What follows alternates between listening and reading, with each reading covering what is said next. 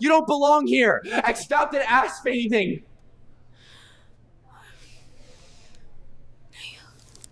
Derek hurled the words cold as a blade across the packed cafeteria. Phones lifted. Conversations died. Millbrook High glared under fluorescent lights.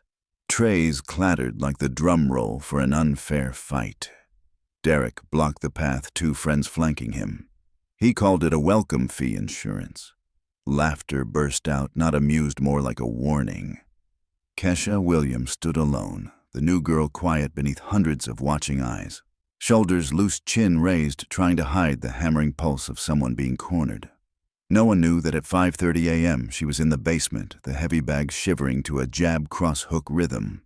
8 years of discipline coiled in silence until silence stopped being enough. And from one refusal to bow her head, the whole town would witness an ending no one expected. Kesha Williams had just transferred to a new school. She'd grown up in a place where survival meant learning to fight. 8 years of mixed martial arts had turned small hands into weapons. She wore a black belt the way a teenager wears quiet, but the bullies didn't see the strength tucked away. They saw only a soft-spoken black girl, out of place, easy to dismiss. Day after day, the threats and snickers piled up. One afternoon, they went too far. Laughter rang down the corridor, and someone sneered that the girl deserved it. Eyes followed, but no one stepped in. Kesha didn't fold. They thought she was weak, that she'd take it in silence. They were wrong. Before we go on, tell me where in the world you're watching from and hit subscribe, because tomorrow's story is one you won't want to miss. The alarm went off at 5:30 a.m., but Kesha had been awake for ages, staring at the unfamiliar ceiling of her new room. Detroit. Her old home felt like a lifetime away, though the moving truck had left only 3 days earlier. She headed down to the basement where her mom had hung a heavy bag in the corner. 40 minutes later, sweat poured and breath rasped, but the cadence jab cross-hook uppercut remained steady as breathing. 8 years of training had turned every move into reflex, but this morning was different. Every strike felt, necessary. Kesha, breakfast. Her mother's voice floated down from upstairs. Dr. Patricia Williams, fresh off a night shift at Millbrook General, stood by the stove, still in scrubs. "How are you feeling about today?" "I'm fine, Mom. It's just a new school." Kesha pinched a piece of toast, casual tone, while her mother's eyes still showed worry. "Millbrook's not Detroit, honey. Different too true." The moment Kesha stepped into Millbrook High, she felt it. A sea of white faces. Out of 800 students, she could count the black kids on her fingers. The chatter was lively, but as she passed, pockets of silence opened, then whispers trailed her. She kept her head up, shoulders relaxed, just like Master Tran had taught never posture as weak. But don't go looking for trouble. Biology passed without incident. U.S. history was fine, but lunchtime was the real lesson. The cafeteria was a social map. The popular kids at the center, athletes roaring in one corner, theater kids by the windows. Kesha carried her tray, scanning for an empty spot. "Well, look who just walked in." A voice cut across the room. Derek Morrison, 6'2", Letterman jacket, a boy used to getting his way. His grin split wide, but his eyes were cold. Behind him, Jake Wilson cracked his knuckles, and Tommy Bradley smirked. The room fell silent. 200 faces tilted as if waiting for a show. Kesha moved toward an empty table, but Derek stepped in. "I'm talking to you." His voice was firm, like he expected obedience. "You need to learn the rules." She stopped, met his eyes, and answered evenly. "What rules?" "The welcome rule. New people pay a little something we call insurance. Make sure nothing bad happens." His lip curled. The two cronies crowded closer, cheap cologne stinging her nose. The air twanged tight. Insurance against what Kesha asked, voice steady, almost curious. "Accidents." Derek shrugged. "Like a jammed locker, a missing book, or someone bumping into you in the hall. Especially people who don't belong here." Tommy cut in, eyes hard. Kesha set her tray on the nearest table. When she turned back, there was a sliver of ice in her gaze. "I'm not paying protection money." The room froze. Derek's smile faltered, then clumsily returned. "Everybody pays." Only question is the easy way or the hard way. He leaned in, whispering loud enough for the entire cafeteria to hear. Or do you think you're better than us? Kesha lifted her tray and calmly stepped around him. I'm not paying. For a heartbeat, Derek stood stunned as if he couldn't process it. Then he shouted after her, loud enough for all to hear, This isn't over. Nobody disrespects me in this school. She sat, opened her sandwich, and ate as if nothing had happened. But the corner of her eye tracked Derek storming off with his crew. At the next table over, Marcus Thompson shook his head and murmured to a friend, She just declared war on Derek. The noise returned, but the air had changed. Word would spread in hours. The new girl, Kesha Williams, had defied Derek Morrison. And as she chewed her bread, she knew the inevitable had arrived. The question wasn't if it was when and how far he'd go. Trouble hit before second period ended. At her locker key in hand, the lock refused to turn. She tried again, checked the combo she'd memorized that morning. Nothing. Tough time. The familiar voice slid in. Jake Wilson stood there smirking. Those locks jam easy, especially when someone messes with them. Kesha bent to look. A wad of chewed gum was crammed into the mechanism. She sighed. Childish. Just getting started. Jake backed away, eyes bright with glee. Derek's got a long memory. U.S. history dragged by. Packing up, she discovered her notebook, 3 days of notes gone. She tore through her bag twice, then gave up. Down the hall, mocking laughter drew stares. Tommy Bradley was waving her notebook in front of a group of freshmen, pretending to read her handwriting aloud. Wow, neat penmanship. Must think she's special. Kesha approached a voice level. Give it back. Prove it. Tommy held it high like a playground thug. Maybe say please. Real sweet. I'll think about it. Kesha didn't plead or snatch. She pulled out her phone and snapped a photo of him holding the notebook. Tommy blanched. What are you doing, Evidence? In case I need to report a theft. Teeth clenched, he flung the notebook to the floor. Papers fluttered across the hall. As Kesha crouched to gather them, a pair of worn shoes stepped into view. She looked up Marcus Thompson. You should hear some advice, Marcus said quietly, eyes scanning. I'm listening. Derek Morrison isn't just some rich show-off. His dad owns half the town's shops, including the dealership where my mom works. His uncle's the police chief. Derek usually gets what he wants. Kesha hugged the papers to her chest.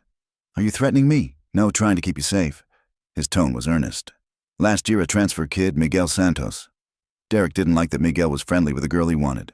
Result, broken nose, 3 cracked ribs. The report said Miguel fell down the stairs. 2 weeks later, he disappeared from this school. Marcus leaned closer, whispering, I get wanting to stand up, but Derek never fights fair and he's never alone. Think hard. Then he melted into the crowd, leaving Kesha alone in the corridor. That afternoon, the harassment escalated. Someone dumped chocolate milk into her backpack at lunch. In chemistry, her safety goggles vanished. The scratched loner made measurements a blur. Period by period accidents stacked up carefully staged always, with witnesses ready to say it was all a misunderstanding. English class was the last straw. Discussing To Kill a Mockingbird. Derek raised his hand. Miss Patterson, maybe the new student should share her thoughts. She might have a unique perspective on injustice. All eyes fell on Kesha. The trap was obvious. She calmly talked through prejudice, courage, and moral conscience. Her voice was steady, precise. When she finished, Derek clapped slowly. So articulate.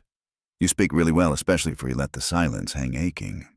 I mean, it's rare to hear someone from that background express things so clearly. The room went still. Miss Patterson flushed, uncertain how to intervene. Thank you, Kesha said evenly. I'm proud to communicate effectively. Derek's smile twitched. He pushed again. It's just that people from certain backgrounds sometimes struggle with school. Kesha met his eyes. You'll find anyone from any background can surprise you. Her voice hardened like steel. The bell rang. Kesha packed up and walked out head high. Inside, A line had been crossed. Friday morning, her locker had been decorated, a banana duct taped to the door with a scrawl that read, "Welcome to the jungle." No mistaking Derek's handwriting. She peeled it off without expression, knowing eyes were watching for a reaction. Some faces dropped ashamed, others snickered. Kesha crumpled the note and tossed it, but kept the tape a scrap of evidence. Didn't like the gift Derek appeared with his entourage, voice pitched to draw a crowd. "Missing home already. Bet you missed the urban wildlife in Detroit." He sneered, nodding at the banana gag. Kesha shut the locker and said calmly, "Creative. Next time work on your penmanship, it gives away the culprit too easily." Derek's jaw twitched. He wasn't used to victims talking back, especially in public. Maybe you need a lesson in respect. Maybe you need a refresher in basic human dignity, Kesha answered. The hallway buzzed. Phones lifted. Students began recording, sensing a storm. All morning, the harassment hammered on. In PE, someone sprinkled itch powder into her gym clothes. At lunch, Jake slammed into her, so her tray crashed to the floor. "Oops, sorry," he grinned. "Hope you're not too clumsy to clean that up." Kesha crouched and picked up each item, declining a few tentative offers of help. She could handle Derek's filth. What choked her was the curiosity in so many eyes, more entertained than empathetic. It peaked during 8th period study hall. Kesha worked alone in a corner when Derek and his crew swept in. The proctor had just stepped out, leaving 30 students unsupervised. "Hey everybody," Derek called, emceeing. "I've got something good." He pulled out his phone and hit play. Kesha's voice filled the room, yesterday's discussion of Mockingbird, edited and spliced. Her remarks about justice and prejudice had been twisted into hateful lines, as if she were attacking all the white students. The room exploded. Faces hardened. A few looked doubtful. One or two muttered, "It sounds fake," but the whisper drowned in the rising hiss. "See here that Derek pocketed the phone, smug. Now you know what she thinks of us." Kesha stood voice clear, if slightly shaking at the end. "That's not what I said. Calling me a liar." Derek growled, stepping in. "Yes, and the whole room just watched you doctor a clip to smear me." Her words rang. At that moment, the door opened. Miss Chen, the monitor, returned. The room snapped silent. "Everything okay in here, all good?" Derek smiled like a politician. "Just discussing current events." The bell rang. Kesha held her books, hands trembling a little, head still high.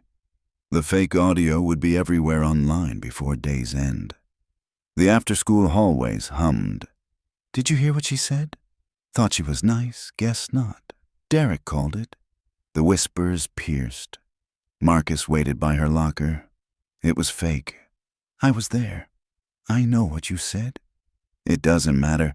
Kesha pulled out her jacket. "My name's already dragged. You can prove it, expose the edit, or I can deal with the source." Marcus grabbed her sleeve. "Don't be stupid. Derek's baiting you. He'll flip it so you look like the aggressor. You could get suspended, even arrested." Kesha looked at his worried face, then at the student still muttering and pointing. Derek had mapped the steps, boxing her in. Maybe it was time to give him what he'd been pushing for, just not by his script. Late afternoon in the parking lot. Derek and friends laughed too loud, celebrating. Their volume said it all, power belonged to them. Kesha set her backpack by the entrance. Her footsteps were decisive as she walked straight toward them. Derek's face tightened at her stride, strong final, not a silent prey anymore. "Oh, ready to talk." Derek straightened. Jake and Tommy moved in. "Ready to apologize for your attitude." 10 paces away, Kesha's voice carried calm and resonant. "I'm done with your games, Derek. The game ends here." The fake recording the harassment, she clenched her fists. "It ends here." Derek squinted, grin widening. A ring of students gathered breathless for a show. "No. It ends when I say so. You think you can walk into my school and disrespect me? Think again." "Your school," Kesha stepped closer, voice like a blade. "Last I checked, this is a public school. My mother's taxes pay for it too." His face flickered, then he snarled, "Don't play clever. You're outnumbered and outclassed. Walk away while you can. I tried walking. You followed.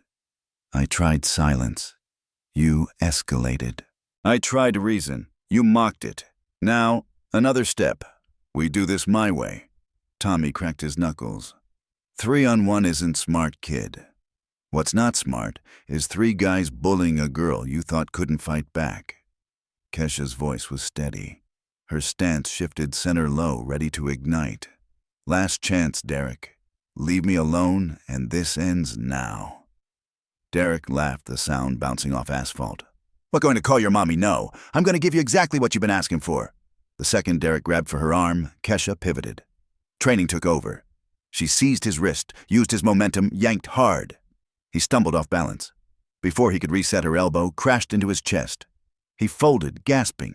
Jake lunged, swinging wild. Kesha dropped low, swept his legs, dumped him onto the concrete. Tommy froze, realizing the script had veered off the page. Panting, Derek staggered up, roaring, "You think you're tough? Watch me crush you." The fight erupted. Derek had size rage. Kesha had discipline and 8 years on the mat. She flowed like water, slipping sloppy shots and snapping counters, a parry, a tight hook. Jake and Tommy scrambled in, making chaos that only turned them into targets. Impacts echoed across the lot. Students filmed and whooped as if ringside. At last, Derek lay face down, Kesha's knee pinning between his shoulders. Half the lot had been drawn to the brawl. Derek panted, blood streaming from his nose. Jake clutched a purple eye. Tommy groaned, clutching his ribs. Kesha, lightly sweating, asked in an even tone, "Are we done? Yeah, get off." Derek stammered. "Are we done?" She added, a touch of pressure.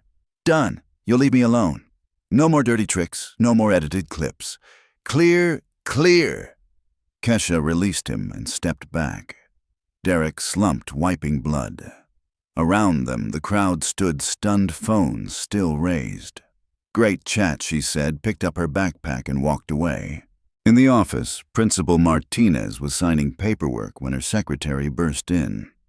"Something's happening in the parking lot." Fight, I think." Martinez sprang up, grabbing her jacket. "How bad? No ambulances yet, but better see it yourself." Outside, she found Derek with a face full of blood, Jake holding him up, Tommy tottering behind. Students ringed the scene cameras, flashing. "What is this?" Martinez snapped. "It's nothing." Derek avoided her eyes. "Just messing around. You're bleeding. What kind of joke looks like that I tripped, fell?" He hurried off with his friends before she could press further. By morning, the rumor mill burned hotter than wildfire.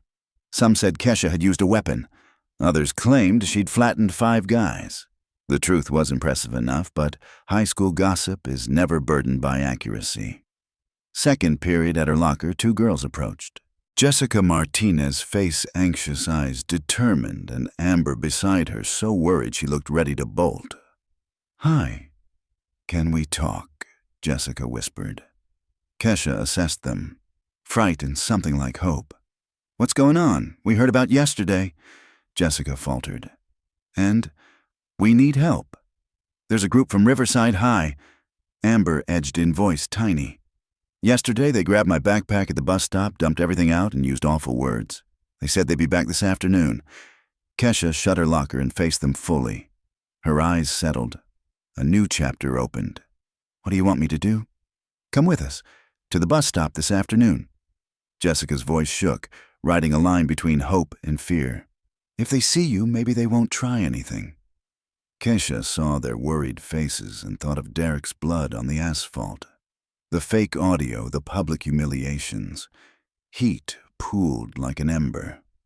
"When's your bus?" At 3:15 p.m., the 3 of them stood at the Maple Street stop. Late-day sunlight stretched shadows across the sidewalk. Autumn leaves whispered overhead. Jessica and Amber stayed close to Kesha, breath short with nerves. "They usually show up around 3:20, Jessica said, eyes glued to her screen. "Bus isn't till 3:45, so they've got time to do what Kesha cut in." Amber gripped her strap. "Yesterday they circled us, said we were lonely and needed company. When I walked away, one grabbed my arm, called me rude.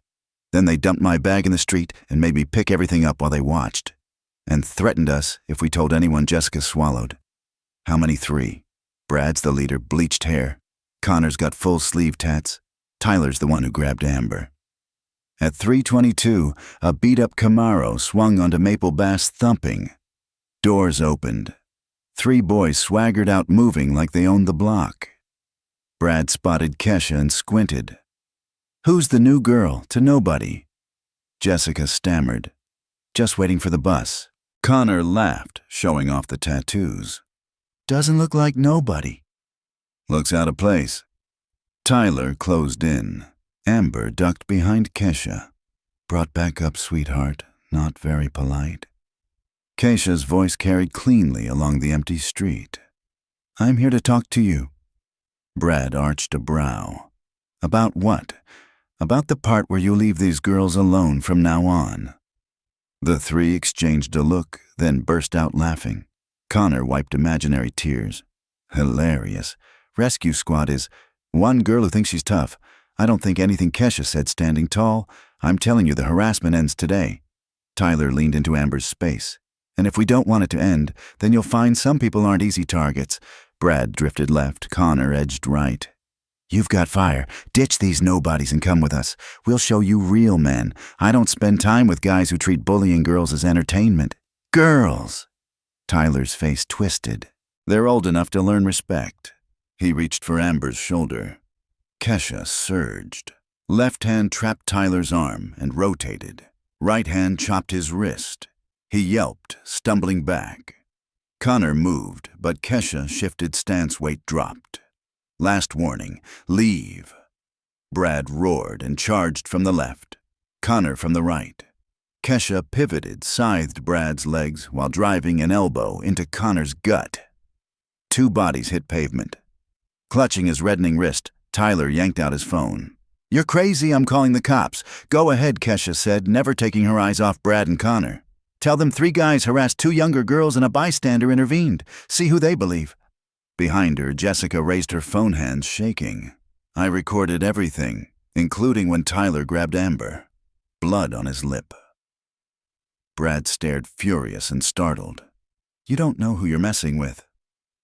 3 cowards who bully smaller girls. Kesha's voice was cold iron. "I know exactly what I'm dealing with." Connor, bravado gone, lurched for the car. "This isn't over." "It is," Kesha said. "If I see you around here again, the next conversation won't be this gentle." Tyler started to snap back, but Brad yanked him away. "Let's go." The Camaro screeched, the stink of rubber hanging. Jessica lowered her phone, still trembling. "I can't believe it. You just saved us. You 2 okay?" Kesha checked their faces. Amber nodded, tears of relief slipping free. "Thank you. You did what we never dared to imagine." Kesha smiled faintly, voice low but firm. "Bullies count on silence. It's the silence that feeds them." The bus rounded the corner and squealed to a stop. As they climbed aboard, Jessica's fingers flew over her screen. "People need to see this," she said, breathless. "They need to know someone finally stood up." Kesha didn't know the video would rocket through town by dinner time, turning her from the new girl at Millbrook into a viral phenomenon. By 7 p.m., it had been shared over 300 times. By 9, past 1,000. The caption was simple, but powerful. "Girl stands up to bullies at bus stop." Finally, someone pushes back. Comments flooded in, stories of being bullied, threatened, humiliated, whispers of hallways now shouted in public. "Isn't that the girl who took down Derek Morrison?" "About time someone taught Riverside a lesson. She should teach self-defense." While the town buzzed, Derek Morrison hunched in his bedroom ice pack, pressed to his still swollen nose. He played the video a 5th time each second like a blade. His phone pulsed non-stop, friends sending links, asking if it was the same girl who humiliated him in the lot. "No way," he muttered, scrolling rage, snagging on a comment. Derek got beat by her too. His phone rang. Jake's name flashed. "See it?" Jake sounded strangled with anger. "Everyone has. My dad asked why I look like I got hit by a truck. We're a joke. First us, now Riverside. They're calling her a superhero. Derek ground his teeth. She's not a hero. She got lucky. Twice." Across town in Riverside, Brad Matthews huddled with his crew in a garage. Connor paced, seething. 3 guys losing to 1 girl, it's unbearable. She can fight, and we were cocky, Brad said, but the confidence wasn't there. Tyler, wrist-taped, waved his phone. Watch, she doesn't even breathe hard. Now the whole town calls us cowards. We're bullies, Connor snapped. That's what scares them. Brad swallowed. If word spreads that a high school girl flattened us, our aura's gone. Monday morning, Millbrook High felt the ripple differently. Principal Martinez's voicemail overflowed with parents. Some demanded Kesha's expulsion for violence. Others praised her for protecting students. Most asked, why didn't the school address bullying sooner?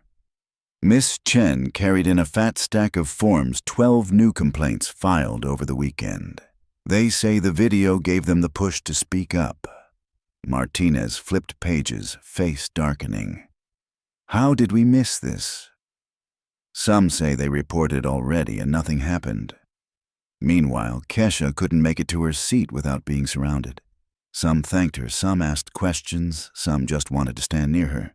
You're like a real-life hero, said Danny, a freshman who'd been bullied for months. I'm not a hero, Kesha murmured. I'm just done being stepped on.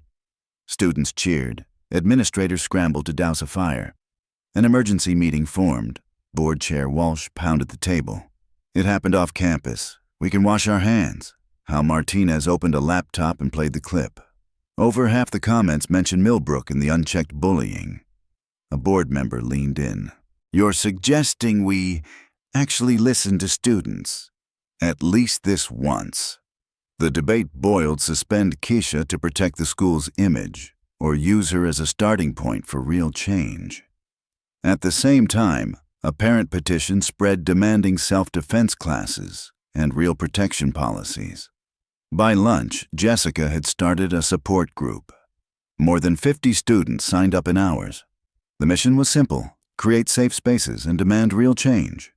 Walking the halls, Kesha felt the difference. Eyes that once slid away now nodded. Teachers who used to ignore bullying watched more closely. A new order was forming, and Kesha unintentionally was at the center. But she also felt Derek's eyes and those of his friends raw with hate. She knew she'd won 2 fights, but the war wasn't over. The viral video gave her a voice and made her a bigger target than ever. Tuesday morning, Kesha was called to the principal's office before first period. Martinez sat behind her desk, sleepless worry in her face. Sit down, she said. We need to discuss the bus stop. Students were being harassed. I helped them by intervening. By using violence off campus, Martinez said, opening a thick file. I've had 17 calls since yesterday. Some parents want you expelled. Others want you awarded a medal. The board meets tonight to decide how to proceed. Proceed with what I protected 2 girls from an assault. You fought 3 boys and the video is everywhere. I didn't post it, and those boys threatened our students. Martinez rubbed her temples. I understand. But vigilantism can't be our solution. We have procedures. Procedures, Kesha's voice sharpened. Which procedure stopped Derek Morrison from harassing me all week? Which one protected Jessica and Amber on the street? Martinez started to retort, and stopped. Listen, I'm trying to help.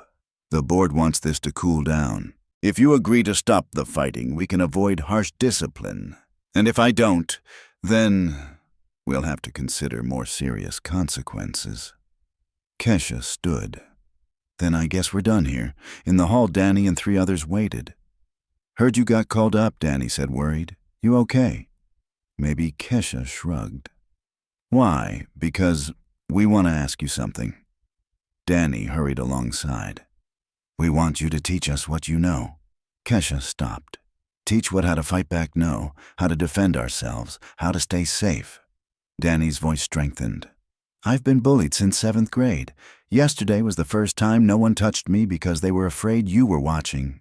That won't last. We need to stand on our own. Another girl, Sarah said. My brother's at Riverside. He says they're planning payback. He told me to be careful walking home. In the athletics office, Coach Rodriguez argued with the principal. You want me to ban the girl from the gym, arms crossed? On what grounds parents say she's forming a fight club? Have you seen it yourself? He shot back. She's teaching them how to defend, stand tall, regain confidence. Half this school needs that. Liability I've taught here 12 years. I've never seen kids this eager to move their bodies. I've also never seen the bullies this quiet. The board doesn't see it that way. Martinez sighed. Then maybe they should walk the halls and watch how kids treat each other now. That afternoon when Kesha walked into the gym, 30 students were already waiting. Word traveled faster than she thought. Faces once unfamiliar stood in a line, eyes set on a single goal shed the fear. "Listen up," Kesha said. "I just spoke with the principal. The board doesn't want us training here." Sighs and disappointed whispers. But she continued stronger. "This is after school. And Coach Rodriguez authorizes it. He counts it as a fitness club, self-defense and confidence building, completely within the rules." Rodriguez stepped from his office and nodded. Cheers burst. Kesha raised a hand. "Hear me clearly. This is not about brawling. It's about protecting yourself and others. We don't look for trouble and we don't run from it either." As she taught basic stances, she glanced at the glass door. Derek and Jake stood outside. Their eyes burned with rage and something like fear. "Look," Derek hissed. "She's building an army." "So what do we do?" Jake asked, voice tight. Derek smiled, thin and cold. "We show everyone one simple truth: every action has a price." Inside, training thumped on. Shouts of wrist escape, footsteps, laughter. In a week, Kesha's self-defense club swelled past 60. In corners, groups drilled wrist releases, safe distance, and verbal de-escalation. Remember, Kesha called, your goal is always to lower tension and get away safely. Striking is the last resort. Sarah, once timid, now stood straight, eyes bright. At a water break, she whispered to Danny, "I feel different. For the first time, I feel in control of my life." Danny nodded, wiping sweat. "Yesterday, some seniors tried to mess with me. I looked them in the eye and kept walking. They backed off." From his office, Coach Rodriguez watched and jotted notes. This isn't just bodies changing, he thought. It's how they carry themselves, confident, connected eye to eye. But as the energy inside the gym rose, a separate plan was brewing outside. Friday night, Derek sat in his car behind a 24-hour diner at the edge of town. His nose had healed. His pride had not. The humiliating clip had passed 10,000 views. Every mocking comment was a twist of the knife. At 8:30, the battered Camaro pulled in. Brad, Connor, and Tyler climbed out, faces hot with anger. Derek's matched. What took so long, he snapped as they slid into a booth. Had to be sure no one followed. "Can't survive another video," Brad muttered. Tommy clicked his tongue. "This is a dumb idea. What if they catch us working together? No one will unless one of you talks." Derek cut in, eyes flashing. Connor leaned forward. "We're in the same mess. That girl made us look weak. Now kids aren't scared anymore. Not just the Jake said. She's teaching the little ones to fight back. Yesterday, a 9th grader stood up to me. A 9th grader. Tyler slammed the table. "Same at our school. The kid who used to hand over lunch money stood tall." Derek pulled up a secret clip from the gym, more than 60 students training. "See, in a month it'll be 100. She's raising an army." Brad frowned. "So what's your plan?" Derek's smile was razor thin. "We don't touch her again. Too many eyes, too many cameras. We destroy her. With the law." "The law?" Connor squinted. "Assault charges. My dad knows people. We all file complaints, say she attacked unprovoked. Cops will haul her in, the school expels her, maybe juvenile detention. And the video." Tyler growled. "Videos can be misinterpreted," Derek said smoothly, especially with a lawyer to explain. The bus stop. "We say she had a weapon and we acted in self-defense. Who'll believe 3 boys planned to hurt 2 smaller girls?" Jake nodded slowly. "Once she's arrested, her club dies. The kids go back to being scared." Brad hesitated. "What if people don't buy it?" "They will," Derek said. "Because my family has pull. Because we'll play the victims." 6 boys sat nearly an hour aligning stories, promising to file together, crafting a picture: Kesha Williams, a dangerous girl who attacked innocent boys. Meanwhile, back at the gym, Kesha wrapped up practice. "See you Monday." Sarah beamed, zipping her bag. "Work on situational awareness this weekend," Kesha reminded them. Trust your instincts. Students left laughing energized. Coach Rodriguez stepped out voice warm. You've built something special. These kids, they're different now. They were always strong. Kesha smiled, stowing her gloves. They just needed someone to remind them. He rested a hand on her shoulder. Be careful. Change like this rattles people, especially those who fed on fear. Kesha nodded, shadows passing through her eyes. A storm was gathering, and she would have to be ready. All week, she felt it. Derek's eyes, the hush, when she walked by the sense of a storm building under a calm surface. She didn't know it would test more than her fighting, it would test her belief in justice. Monday morning, Dr. Patricia Williams was reviewing charts at the hospital when an unknown number flashed. Dr. William, Sergeant Hayes, Millbrook Police. We need you to bring your daughter to the station immediately. Patricia's blood went cold. Is she hurt? No, ma'am, but there are assault complaints against Kesha. We need to question her. That's impossible. My daughter, ma'am, we have 6 complainants. I suggest you contact an attorney. The phone slipped from her shaking hand. Patricia called the school, then took emergency leave. By the time she reached Millbrook High, officers were in the principal's office. Martinez looked at her with helpless sympathy. 6 boys from 2 schools filed together. They say Kesha attacked unprovoked. Ridiculous, Patricia snapped. My daughter defended herself and others. Sergeant Hayes clicked his pen. The complainants say otherwise. They allege a pattern of violence against male students. They're also seeking a restraining order.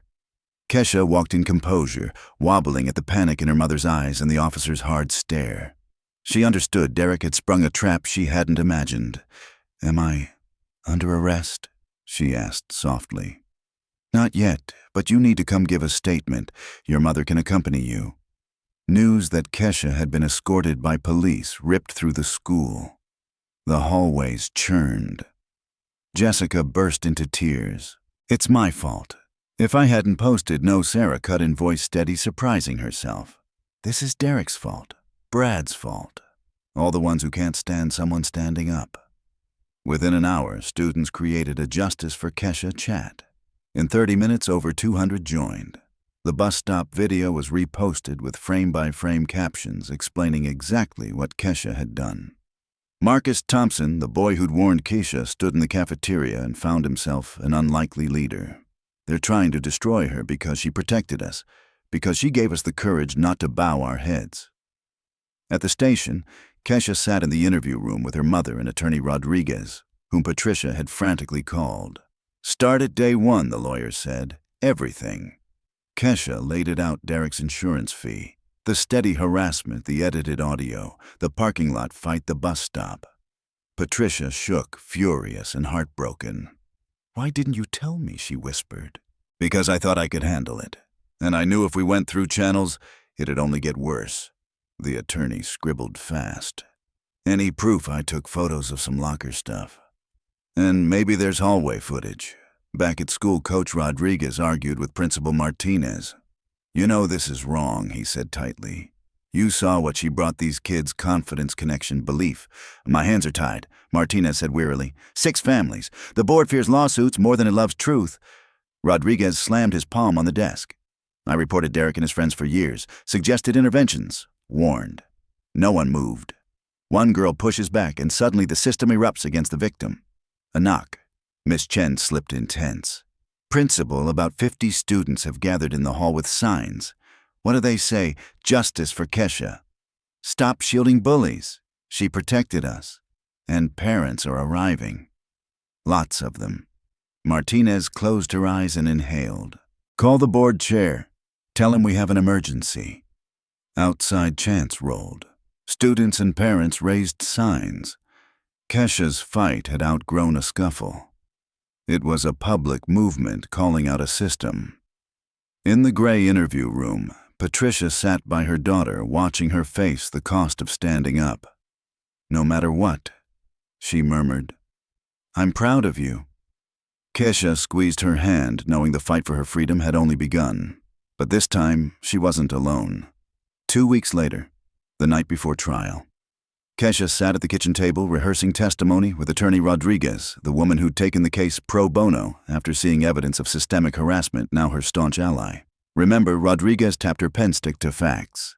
Don't take the bait. They'll try to make you angry. That's their trap. What if the judge doesn't believe me? Kesha asked, eyes red from sleeplessness. Then we appeal, but you'll be surprised how many people are with you. Patricia entered with a heavy box. Just today alone, letters from parents, students, even teachers from other schools. Rodriguez smiled. The prosecutor's office is getting a flood of those too. Public sentiment is on your side. Across town, Derek's evening was very different. In a plush living room, he sat tight in front of Mr. Blackwood, the family's lawyer, immaculate suit, eyes like steel. Understand this, Blackwood said, voice like a blade. One inconsistency and the case collapses. If it comes out you fabricated, false reporting is a felony. Derek swallowed. There won't be inconsistencies. There had better not be, Blackwood murmured, watch face flashing, because if the truth surfaces, assault is nothing compared to perjury. Jake and Tommy stared terrified. For the first time, the weight of their construction settled on them. And the video, Tommy stammered. People will see what happened. Context is malleable, Blackwood said coolly. We highlight a pattern of violence. 6 separate incidents muddy any self-defense claim. Over in Riverside, Brad faced his own crisis. In the garage, Tyler paced. We messed up. What if there's evidence we don't know? Cameras, witnesses? No, there isn't. Brad snapped without conviction. Connor's face had gone pale. My dad says if we lose, we could face charges for lying. He's hiring me my own lawyer. He's right, Tyler said. I heard 20 students plan to testify for Kesha. In Millbrook's library, those 20 met to prep. Marcus stood at the front firm. Just tell the truth about what you saw. No embellishments. What if they accuse us of lying? Sarah asked. Then we stay calm, Jessica said, eyes bright. Truth wins. Danny clenched a fist. I've been Derek's target for 3 years. Tomorrow I finally say it out loud. No more whispers. Coach Rodriguez stepped in, voice warm. You make me proud. Standing in court takes the same courage Kesha showed in the lot. You'll testify too? Sarah asked. Of course. And so will Principal Martinez, though she doesn't know it yet. Attorney Rodriguez served her a subpoena this afternoon. Eyes widened. Whispers rippled. Marcus nodded. Then tomorrow isn't just Kesha's trial. It's Millbrook's. That night, Kesha lay awake, eyes on the ceiling. 8 months earlier, she'd been a quiet kid in Detroit, focused on school and practice. Now she was the center of a legal fight that had split a town. Her phone buzzed. Jessica, whatever happens tomorrow, you changed everything here. Thank you.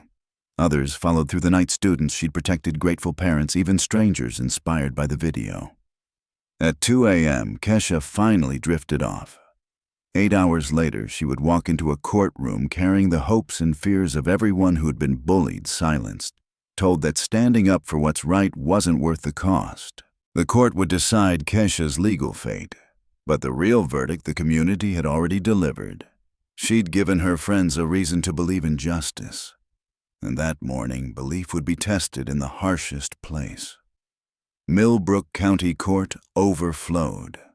No seats left. Halls jammed with students, parents, locals. Lines curled around the building since dawn. The air was taut as wire. At 9, Judge Patricia Thompson, a stern woman in her 50s, rapped the gavel. State versus Kesha Williams, charge assault in the 2nd degree. Mr. Blackwood, your opening. The immaculate lawyer rose confident. Your Honor, this is a pattern of unprovoked violence. The defendant systematically attacked 6 boys, innocent youths, harmed in body and mind. He angled toward Derek, head bowed in practiced pain. She exploited martial arts as a tool of aggression. Attorney Rodriguez stood. Her voice carried crisp. What we have seen is not aggression or a girl spoiling for fights, but a student forced to defend herself and others against a systematic campaign of intimidation. Every action Kesha took was a response to immediate threat. Derek was first on the stand, face set, voice trembling. I just wanted to help the new girl, maybe show her around, but Kesha, she got angry. She threatened me, and the parking lot Blackwood prompted. She blocked us. We tried to leave, but she attacked first. Cross-examination. Rodriguez moved slowly. Mr. Morrison, did you ask Kesha to pay protection on her first day? I don't know what you mean. And the edited audio used to humiliate her in class. Color drained from his face. I didn't edit anything. Let's hear the evidence. The original audio filled the courtroom, Kesha calmly analyzing Mockingbird, followed by the spliced version distorted into insults. The difference was stark. Murmurs swelled. Derek flushed. It was just a joke, he muttered. A joke that incited a class to degrade the defendant. Rodriguez shot back. Objection. Blackwood sprang up, but the arrow had struck. Jake and Tommy followed, tripping over timelines while school cameras showed them as instigators. Riverside's Brad fared worse. You claimed 3 large boys were threatened by one girl at a bus stop, Rodriguez asked. She was aggressive, Brad sputtered. Or protecting 2 younger girls from you. Jessica's video flickered onto a screen, Brad and friends grabbing amber jeers, unmistakable. Kesha stepping in. Silence flooded the room, edged with contempt for him. Then came Kesha's witnesses. Marcus detailed 3 years under Derek's thumb. Jurors winced. Student after student stepped up, each adding their piece to a grim mosaic of quiet terror. Jessica spoke, voice shaking, then steadying. Tyler grabbed my friend. We were scared. Kesha saved us. A few jurors' eyes shone. Sarah followed. Derek and his friends made school a nightmare. Only when Kesha stood up did we see a little hope. Even Principal Martinez had to concede multiple reports had been ignored. The school had failed to protect students. Finally, Kesha took the stand. I never wanted to fight, she said, calm, every word clear. I wanted to go to school like everyone else safely. When that stopped being true, I did what I had to do to keep myself and others safe. In closing, Rodriguez faced the bench. Your Honor, the evidence is overwhelming. My client acted in defense against a sustained, organized threat. If we punish her, we send a message that bullying is tolerated and only those who suffer quietly are acceptable. Breath held throughout the room. The verdict hung like a thread over a scale. Judge Thompson returned after 30 minutes. The courtroom froze. She looked straight at Kesha. Having reviewed all evidence and testimony, the court finds the defendant, Kesha Williams, not guilty on all charges. Furthermore, I refer the complainants to the district attorney for investigation of perjury. The room erupted, applause, shouts. Kesha clung to her mother and attorney's shoulders, shaking with relief. The final rap of the gavel closed one chapter and opened another for the community. At the plaintiff's table, Derek turned to stone, pale, hollow-eyed at the word perjury. His father, once so sure, hissed at Blackwood, "You told me this was a win." The lawyer snapped his case shut, angling away from reporters. Your son hid the truth. Once the original audio surfaced, nothing could be done. Jake and Tommy sat stunned, their parents aghast. Mrs. Wilson whispered, "Perjury. That's a felony." "But Mom, Jake started." "We'll discuss it at home," she cut in. "And you will apologize to every family you hurt." In Riverside's row, Brad hunched, his tough guy image collapsing as his father stood and walked out without a word. Connor and Tyler trailed, hearing Tyler's mother grind out, "You could go to jail. You did this to yourselves." Outside, it felt like a festival. Students who'd testified swarmed Kesha, crying and laughing. "You did it," Jessica sobbed, squeezing her. "Not just me," Kesha said, eyes taking them all in. "We did together." Patricia stood nearby, heart swelling. Her daughter, the quiet girl who'd left Detroit, had become a symbol of courage. She whispered when Kesha hugged her, "I'm proud of you, not for winning, but for meeting all of this with integrity." Attorney Rodriguez tucked away her files, a gentle smile on a weathered face. "In 20 years, I've seldom seen justice so clear. The DA will almost certainly press perjury charges." Outside the courthouse, TV vans jostled. Microphones pointed at students and parents. The story had leapt beyond Millbrook, now a national debate about bullying, self-defense, and institutional failure to protect children. Marcus, standing with friends, spoke clearly into a camera. "The message is simple. You can't terrorize people and then play the victim when they stand up. In the weeks after Millbrook High transformed, pressured by public scrutiny and her own testimony, Principal Martinez rushed through new policies. Zero tolerance finally meant something. Complaints were handled immediately. No more brushing off. Derek never returned. His parents quietly sold the house and shipped him to a military academy out of state, fleeing the town's contempt. Jake and Tommy pled to false reporting, sentenced to community service and probation. Jake's scholarship vanished. Tommy was removed from his team permanently. At Riverside, Brad was expelled. Other victims came forward with new complaints. Connor and Tyler were suspended, facing legal fallout. Their tough guy glow shattered. But the biggest change was Kesha's program. 3 months later, Coach Rodriguez watched more than 100 students training in the Student Empowerment and Safety program. The wait list forced the school to add evening and weekend sessions. "Never thought it would grow like this," he said, smiling at Kesha. "Me neither." She answered, adjusting a younger student's stance. Maybe they were ready all along. They just needed someone to start. The gym rang with calls and footwork laughter threading through the steps. Millbrook High was no longer a house of fear. It had become a beacon of change sparked by a girl once labeled an easy target. They only needed a permission slip to believe they could be strong. And the program didn't stop at self-defense. It expanded to conflict resolution, bystander intervention, and peer mediation. Students learned not only to protect themselves, but to stop violence at the spark. Sarah, one of the first, now served as a teaching assistant for younger kids.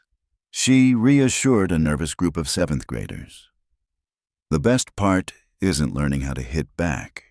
It's realizing you don't have to be afraid anymore. Change showed everywhere. Hallways once stifling now thrummed with energy. Students walked taller, spoke up more, and most important, stood with one another when something went wrong. Danny, the former favorite target, now led a support circle for anxiety and depression after bullying. He told newcomers Kesha didn't just teach us self-defense. She taught us we deserve to be safe, and we can build that safety ourselves. The ripples spread beyond Millbrook. Other schools in the district asked for their own programs. National anti-bullying groups reached out for guidance. Even universities took notice of Kesha, not just as a strong student, but as a community leader. One quiet Friday afternoon, 6 months after the trial, Kesha sat in the very cafeteria where Derek had demanded a fee. The scene was different now. Grades mixed freely. Conversation buzzed. The old tension was gone. Jessica walked up with an envelope. "You've got mail from the main office." Kesha opened it, a handwritten letter from California. "I saw your story on the news and started a self-defense group at school. We have 30 members now, and this semester there hasn't been a single bullying incident. Thank you for showing us we don't have to accept being treated badly." Marcus slid into the seat. "Another one, yeah." Kesha nodded, adding it to the growing stack in her locker. Looking up, she saw the courtyard outside, students practicing confidence drills. She remembered that first day she told Derek no. Back then, she only wanted to avoid trouble and study in peace. Fate chose a bigger fight for her. Sometimes the most important battles aren't the ones we choose, they choose us. The lunch bell rang. Students rose, faces bright, steps, confident, an unthinkable sight months ago. Kesha smiled and gathered her things. Her mother had said Millbrook isn't Detroit. Now it truly wasn't different and better, in part because of her. Walking through halls that had become a safe zone surrounded by faces that had found their voices and strength, Kesha understood some fights are worth every ounce of effort. Some fights don't find us because we're looking for them. They find us because they must. Derek believed power, arrogance, and fear could keep heads bowed. Kesha chose another road, the road of courage, the belief that justice exists only when someone dares to defend it. While the bullies sank into lies and hollow power, a girl who seemed powerless became a symbol igniting strength across a community. The contrast was stark, one side clutching fear to dominate, the other planting hope to transform. In the end, hope won. A question for you. If you witness injustice one day, will you stay silent or stand up like Kesha? Share your thoughts below. And don't forget to like, share, and subscribe so you don't miss the next inspiring story.